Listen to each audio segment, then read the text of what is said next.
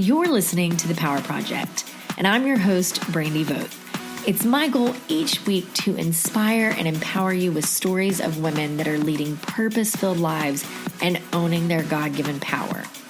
My guest today embodies every aspect of owning her God-given power. She is a gorgeous ray of sunshine out of Orange County, California. She's obsessed with her family, animals, God, zombies, and country music. Yep, you heard that right. I will tell you that if you have been the victim of stalking, coercion, blackmail, physical abuse, or an attack, there are triggers in today's episode.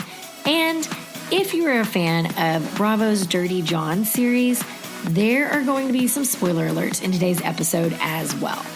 Now, without further ado, let's jump right in. Well, hey guys, and welcome back. I am really excited about today's episode. We're going to shift gears a bit, and my guest today is unlike any guest I've had on before, aside from the fact that, she's a woman just like all the rest of us.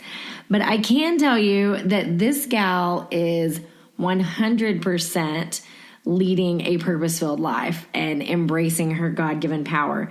I cannot wait for you guys to meet Terra Newell. So, hey, Terra, how are you? Hi, I'm good. How about you? I'm great. I'm so great. And I am so excited and grateful that you said yes to chatting with me today. So thank you so much. Oh, well, thank you. And let's see. So you just got back from Thailand. Is that correct? Yes, I did. So what'd you do when you were over there? I went over there and I played with the elephants in the elephant sanctuary. And then I also went to the Fifi Islands and pretty much tried to relax the whole time. Oh my goodness. I love, I've had different friends that have done the elephant sanctuary and it looks amazing. Was it just as peaceful as what it looks like in the pictures? It's honestly so amazing. It's the best thing that I've ever done. It's just such an amazing experience. These animals are just gentle giants, and then people are abusing them. When you see people riding them, it's unethical, and so it's just a safe space for these elephants to go to, and it's just truly amazing to go there and just be in that environment. And and that speaks to so much of your character because, you're a total animal lover, right? Yes, I am. I love them too much. Right. Oh, I don't know if you can love them too much. And the whole reason really, you were kind of in need of getting away right now and kind of having a peaceful state of mind because you've kind of had some big stuff going on right now. So for those of you that don't know Terra, that have not followed her story, I stumbled along Terra's story a few months back. I found a series of articles that just were captivating and I got sucked into it and it was real life, but I just could not believe this story that unfolded. So I immediately went and found Terra on Instagram and I said, look, I have this podcast and I think your story needs to be shared with the world. And it is being shared with the world. It's on a little TV show on Bravo TV.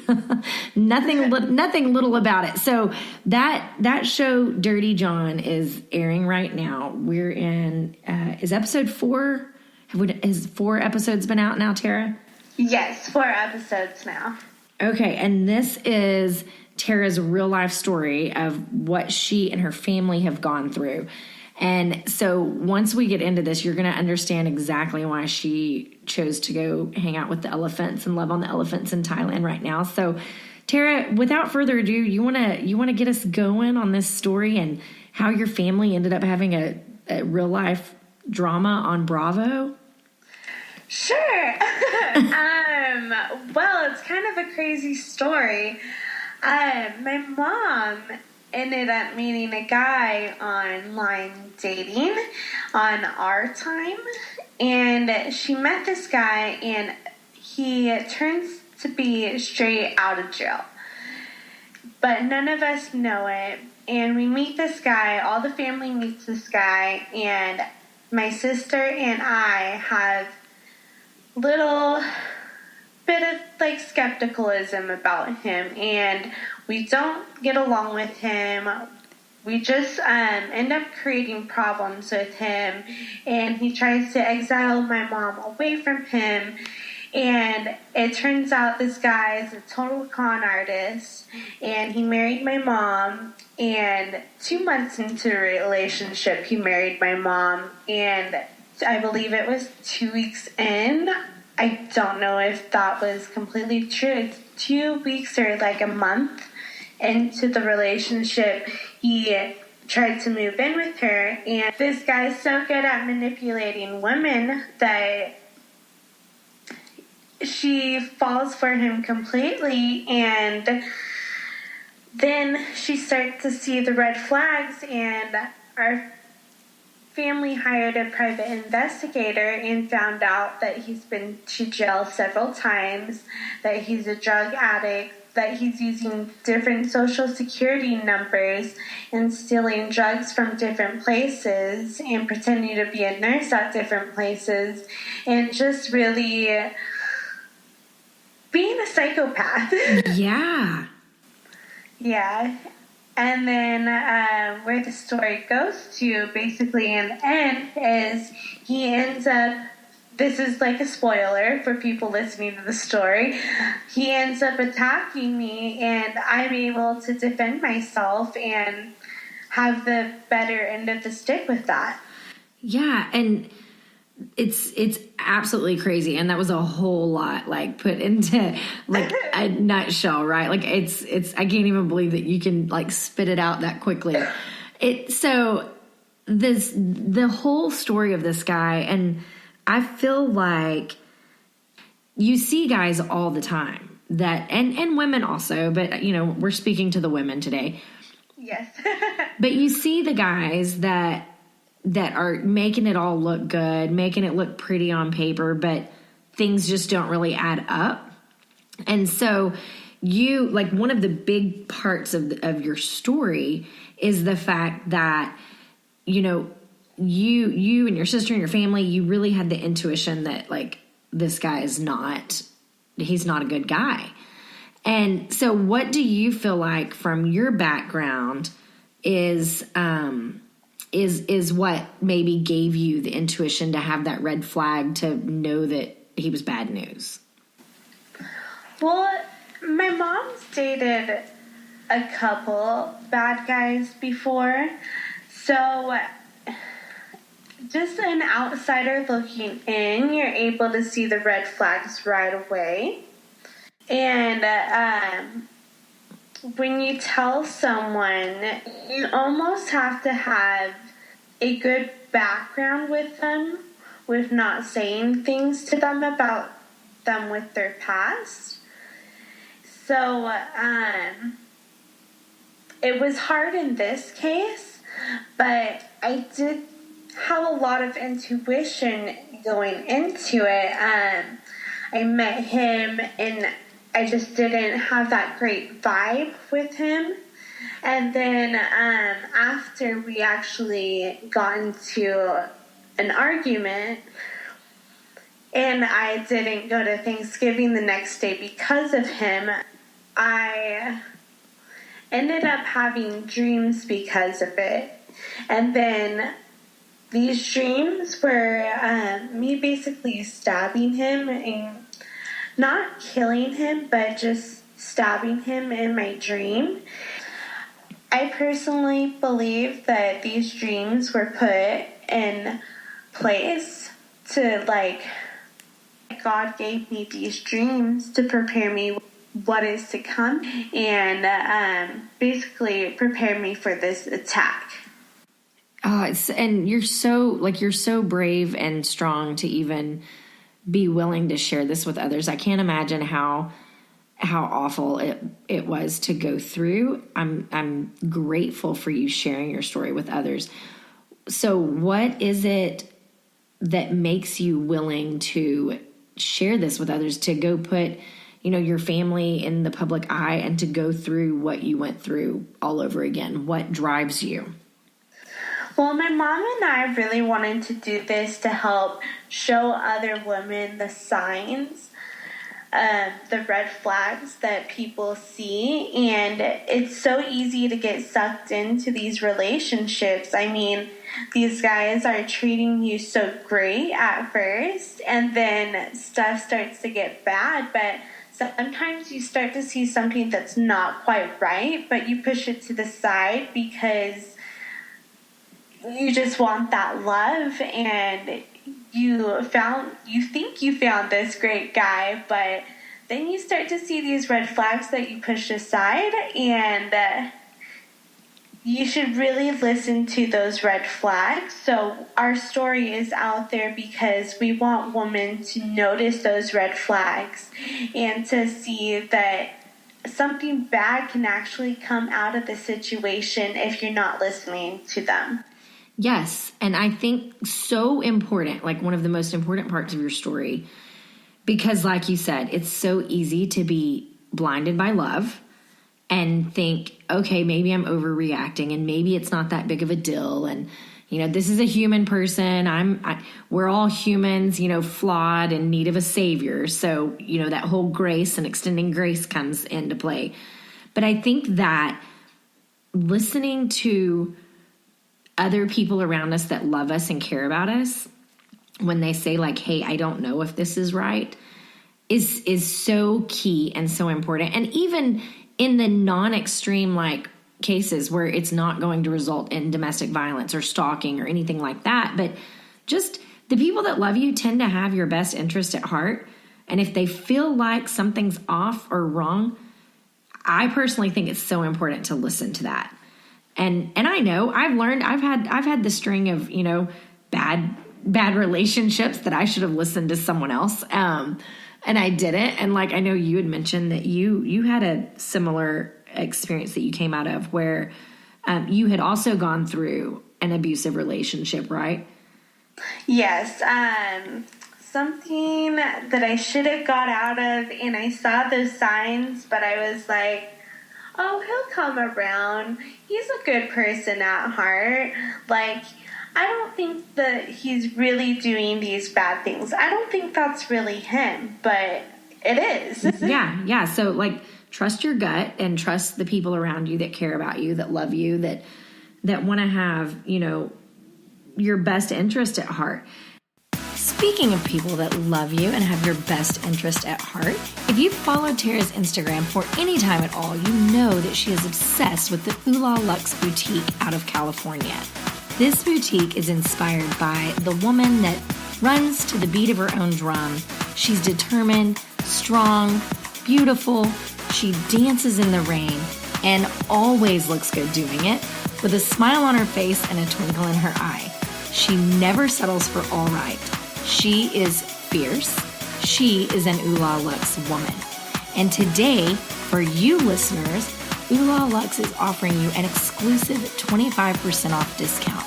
Just simply use code DirtyJohn25 in honor of Terra Newell Show, Dirty John on Bravo, and the upcoming Oxygen documentary airing next week. That's ulalux.com, DirtyJohn25. What do you think prepared you? Because you're a little girl. Like, how tall are you? Maybe like 5'2", 5'1"? I'm 5'2". That's what I was guessing, because I'm like 5'3", almost 5'4". And so, everything in your attack, like physically wise, there's no way that you should have, come out the victor of the attack. Oh, yeah, no way. He had a good foot on me. He actually pumped. I'm not a drug person. He pumped testosterone into his system. So he was on drugs when he attacked me, too.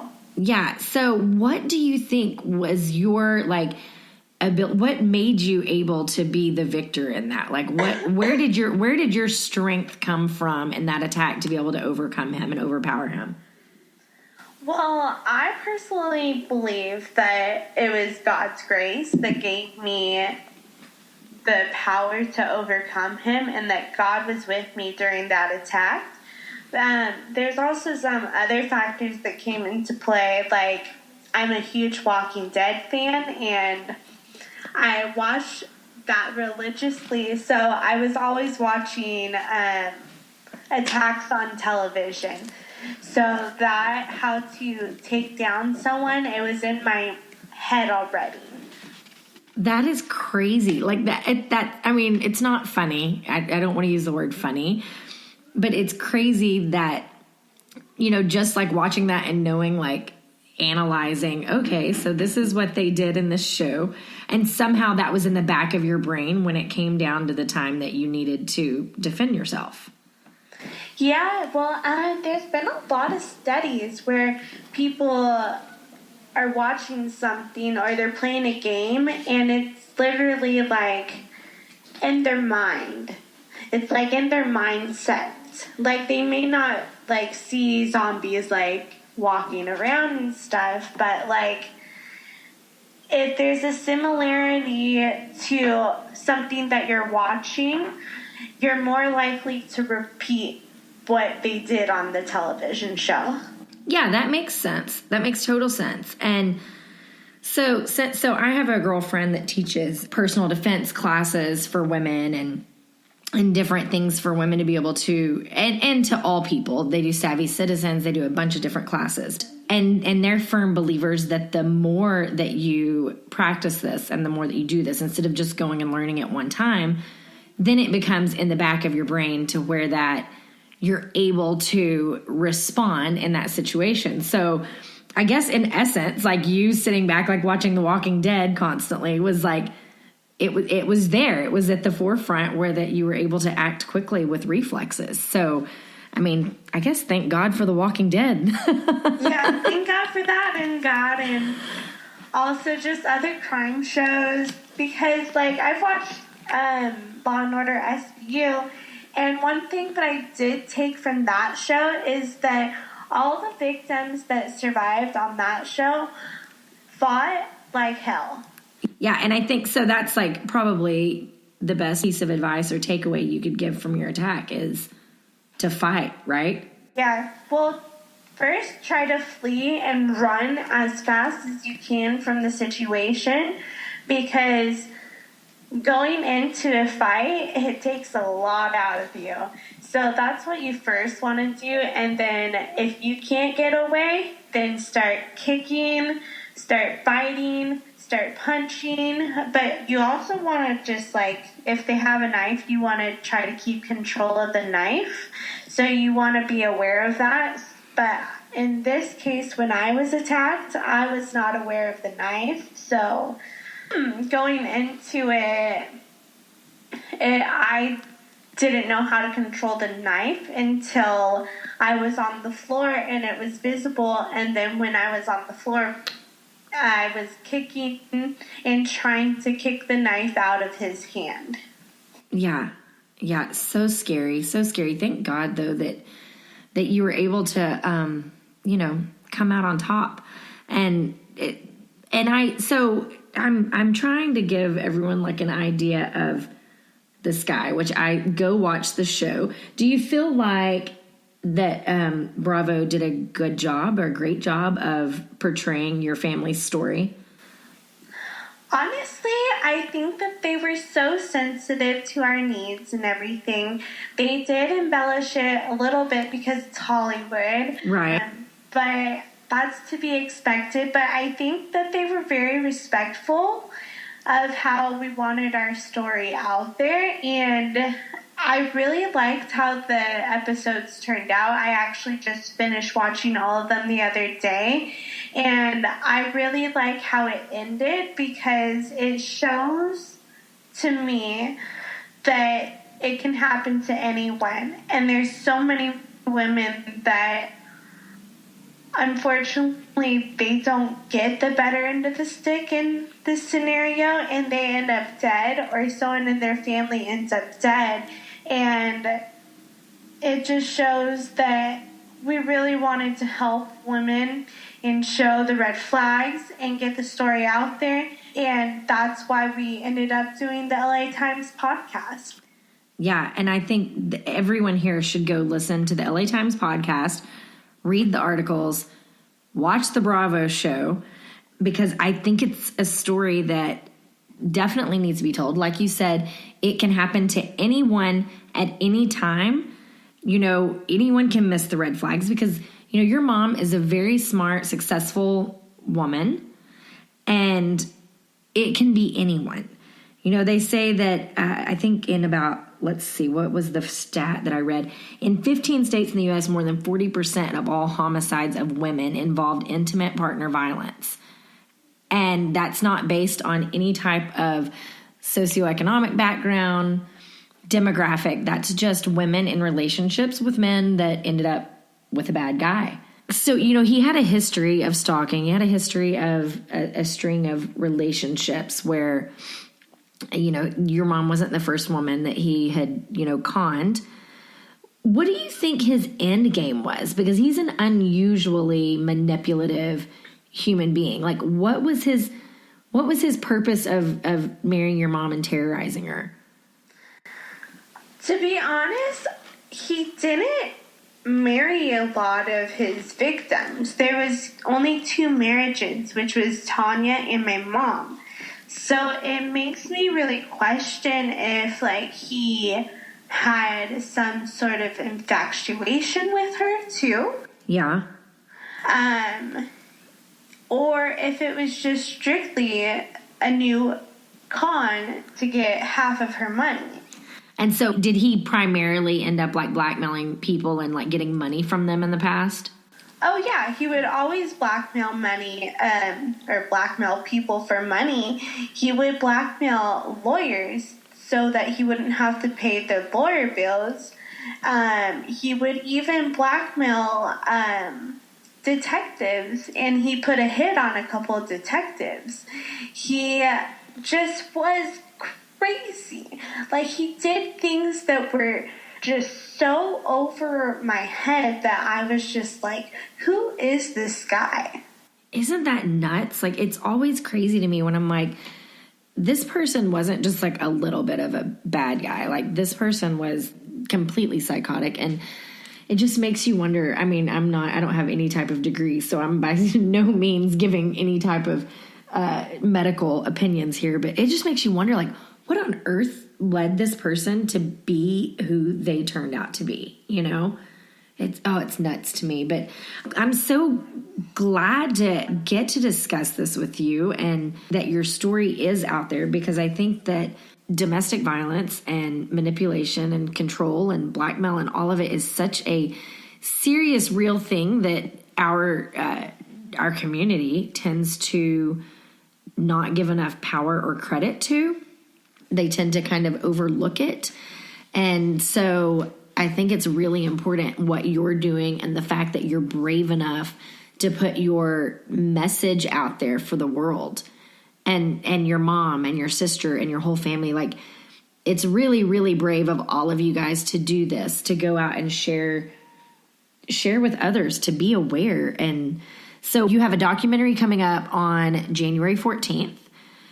That's you and your mom and your sister, like your family sharing your story. Is that correct? Yes, my family is sharing my story. Well, parts of my family. And then also, well, these people I consider family too now. But Tanya, John's ex-wife, and his daughters are speaking in the documentary too. And then also previous victims of John's, and then other people will be in the documentary too. Laura Richards will be in there, and she talks about coercive control and gives you more background into John. Oh, wow. So that's really interesting, because I wondered about his daughters, like, because like he was gone when they were really young, right? Yes. Yeah, so I wondered, I didn't know that you guys had actually, you know, built a relationship with them. So I've kind of wondered about them. And so that's interesting that they'll be on the documentary with you. We always get together when they're in town, and then we actually, my mom and I went to Georgia where they live, and we picked up a dog, and they also filmed us meeting for Dateline too. Oh, wow. It's so neat, though. It's so good that I feel like there has to almost be a sense of healing and peace when your mother and Tanya and, you know, you guys and her daughters and the other victims like get to come together and realize that, you know, I can only imagine the amount of like guilt or beating yourself up when you are the victim of one of these things. Like, you know, why didn't I see it sooner or what have you? But I think it's got to be so peaceful and such a place of healing for you guys to get to come together and really just heal together. Yeah, because no one else like experienced what we experienced. You know, people may have experienced something similar, but they were not married to John, or they weren't like his daughters, or they weren't his stepdaughters. So it's really great being able to come together and have that support system. And we text each other on the weekly, and we just really let each other know, like, hey, I'm here for you. And then we talk about the episodes sometimes. We talk about, like, what's going on. So it's just super important, super great that we have that. I think it's great because I think one of the most important things in life is that when women realize that if they come together and support each other and build each other up, they can be like an unstoppable force. And so I think that's a beautiful, beautiful portrait and vision of female empowerment. So rock on, girl. Tell everyone where they can find you on Instagram, Facebook, social media. Where can everyone connect with you and follow along? Okay, for Instagram, I'm Terra Newell, TerraNewell. Got it? And then I actually have a blog coming out January 3rd, so it's terranewell.com, and I talk about PTSD and zombies and travel and a lot of other fun stuff on there. I love that. That's what a great brand, you know, to wrap it all up together with. So I'll put that in the show notes. I'll put information about your documentary and Dirty John, and I think that you're a lovely, delightful person. I love that you still just smile ear to ear. You're a beautiful human being. Oh, thank you. Well, you're not too bad yourself. Well, thanks, lady. So I have to leave you, though, with the one question that I ask everyone on here. If you, and I kind of feel like I already know what yours is, but if you were a superhero, what would your superhero name be? And what would be your superpower that sets you apart from other superheroes? I would want to be one of those people that transform into animals. Oh, yeah.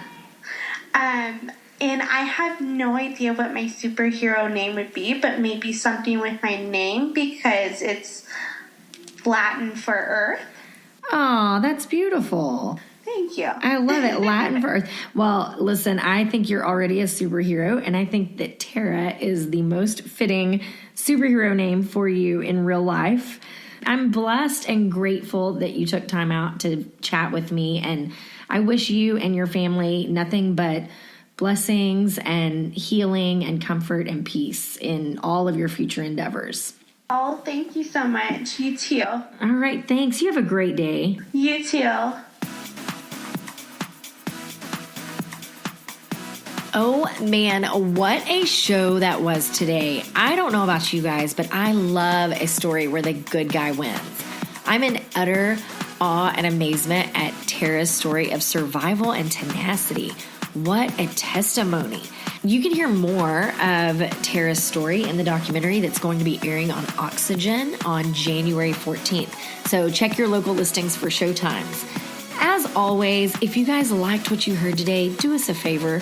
Go write a review, subscribe to the podcast, get crazy, and share us on all forms of social media because we love bringing these stories to you and we want to bring them to more people in the world. Thank you guys so much for being amazing listeners, and we'll chat again next week.